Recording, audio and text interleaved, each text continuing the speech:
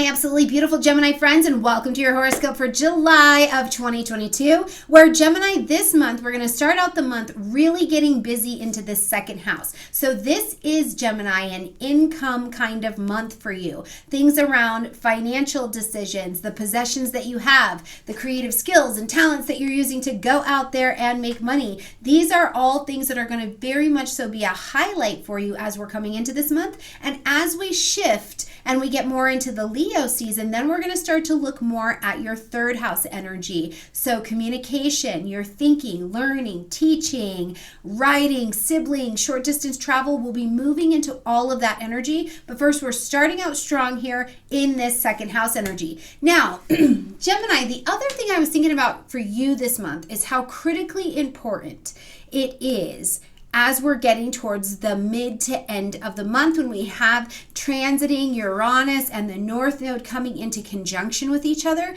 This is actually going to be happening in your 12th house, where Uranus is already working and living its best life back there. And this is almost what I think for you is an opportunity to, first of all, come into a really different alignment. It's almost like things speed up and you come into a different alignment with attracting people, places, and things that bring about your healing, want to work with you in spiritual community. Maybe it's a specialized population, almost like you find your niche, or you meet the right person who allows you, and almost like it feels like a destiny call to bring you to a piece of research or information that you needed. And I think that that is incredible as we get to the end, mid to end of this month. So Gemini, let's jump in here and talk about what's going on this month. First of all, at the beginning of the month on the 5th, we've got a busy day, busy energetic day. We've got two of the personal planets on the move, okay? One of them is your ruling planet. So we've got Mars moving into the energy of Taurus, okay? This is going to light up that 12th house space for you. Already got Uranus working over there, bringing in the energy of Mars now into this 12th house space. And then later in the day, we're going to actually see your ruling planet, Mercury, move into the energy of Cancer. So what happens for both of these personal planets is that they kind of reach into a space where they slow down, right? So it's a really interesting dynamic of how you're moving. So it's like, slow down, let's reconfigure, let's think about what's happening for us. Like, let's get to the underbelly of things that are happening for you, Gemini. Maybe you've got to go back and research the pieces and details of what's going on. But as Mars moves into this Tauran energy, your 12th house becomes activated. We've already got Uranus going over here, so it's a very electric, personal, hidden space for you.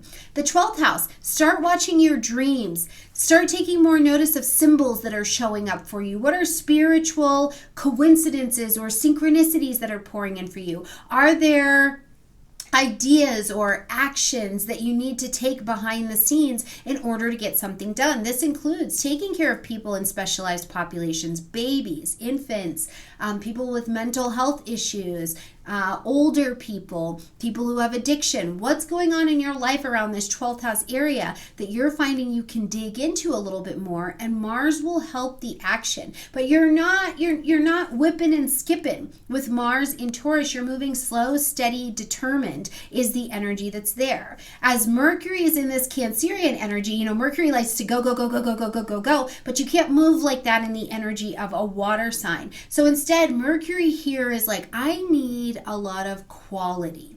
How do I make my second house, my money, my resource house flow, right? Start to think, mind in water, be the water, go around the rocks. Don't think about the obstacles, think about the solutions. How do you let your second house flow, Gemini? Because that's really what you're going to start to pay attention to. How are you making money from home? What's going on with finances according to what's going on with finances around your home, your family, your parents, things like that will start to come to your attention, okay?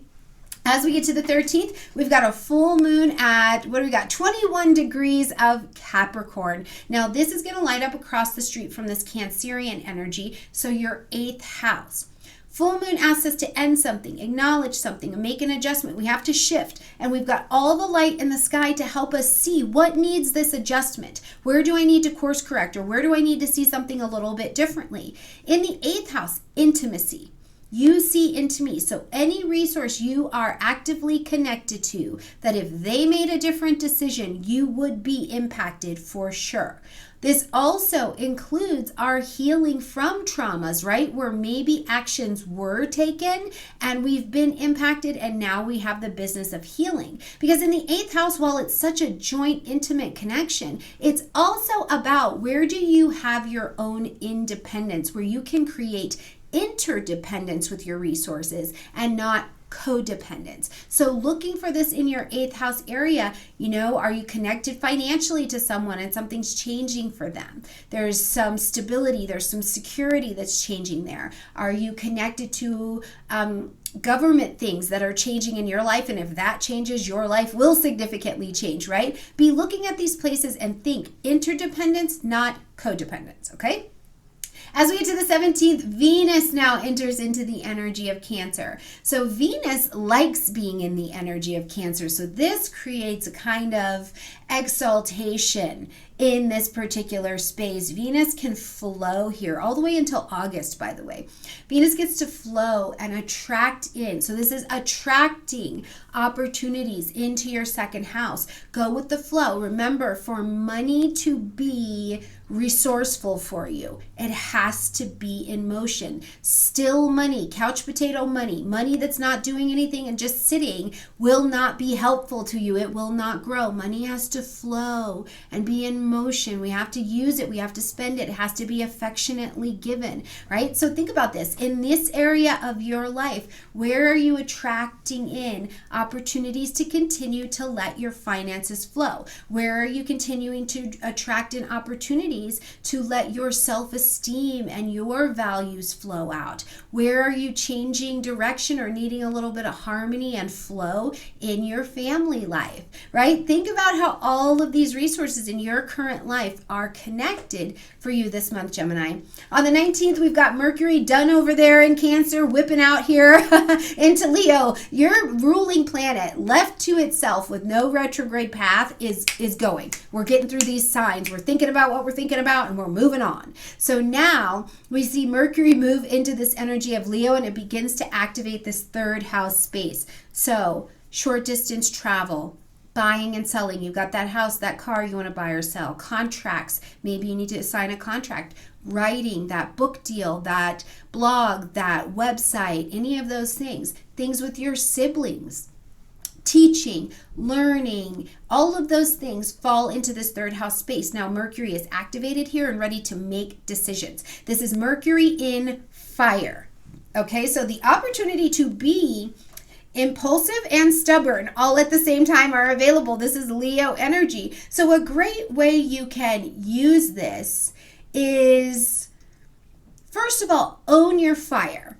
Be responsible for making the decisions that you're making. Say, I'm making this decision for me, right? Like I accept the responsibility of making this decision or not making this decision. I accept responsibility that I need to create and I need to make some decisions that maybe feel like a risk to me. Leo's good at taking those risks, right? I need to come out here and tell my story. Let my little bit of drama be shown in some way that turns out to be quite beneficial for you. As we get to the 22nd, the sun now is going to enter into the energy of Leo, so it is amping up everything I just said about Mercury being in the energy of Leo, because the sun brings light, heat, life, and vitality to the table, and I am motivated in this area. So in making decisions, in taking that trip, in your connections with your siblings, your writing, your teaching, your learning, your studying, you're now motivated to go after this. But you're also motivated in this sweet energy of sun energy to shine here. Right? Like this is the sun in domicile. You want to be bigger. You want to have your heart up and open and be a little bit on stage. You want to love. You want to romance. You want to speak sweet words, Also, though, we do want to remember while the sun is in domicile not to get too stubborn, too arrogant, or too self-centered, okay?